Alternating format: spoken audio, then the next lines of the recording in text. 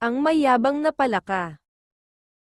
May mag-anak na palaka na masayang naninirahan sa isang sulok ng bukid. Si Amang Palaka ay isang mabuting ama, ngunit ito ay may kayabangan. Palagi nitong ipinagmamalaki ang kanyang sarili.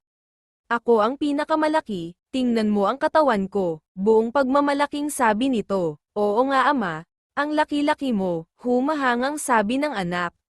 Minsan ay namasyal ang batang palaka, nakakita siya ng kalabaw, iyon ang unang pagkakataon na nakakita siya ng kalabaw. Nalibang siya sa kakatingin dito kaya't matagal bago niya naisip ang umuwi na. Saan ka ba galing, ang tagal-tagal mong nawala? Tanong ni Inang Palaka pagkakita kay Batang Palaka. Namasyal ako ina, marami akong nakita sa labas, may katulad din natin, sagot ni Batang Palaka.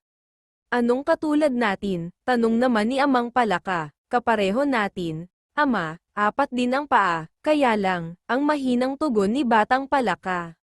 Anong kaya lang? Sige, ituloy mo, udyok ni Amang Palaka. Akala ko sabi nyo, kayo ang pinakamalaki, ang may pagtatakang himig ng anak.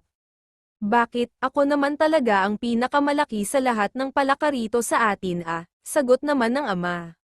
May nakita ako, ama, mas malaki sa iyo at may sungay pa, ang bulalas ni Batang Palaka. Ano, hindi maaari iyon, malakas na sigaw ng ama. Totoo ama, napakalaki niya, mahinang sagot ni Batang Palaka. Ganito ba kalaki? Tanong ng ama sa anak. Malaki pa riyan, ama. Sagot ng anak. Pinuno ng hangin ni Amang Palaka ang kanyang tiyan. Ganito ba? Tanong muli ni Amang Palaka. Hindi ama, malaking malaki pa riyan, sagot ng anak. At pinuno ng hangin ni Amang Palaka ang kanyang tiyan, hanggang sa pumutok ang tiyan ng mayabang na palaka.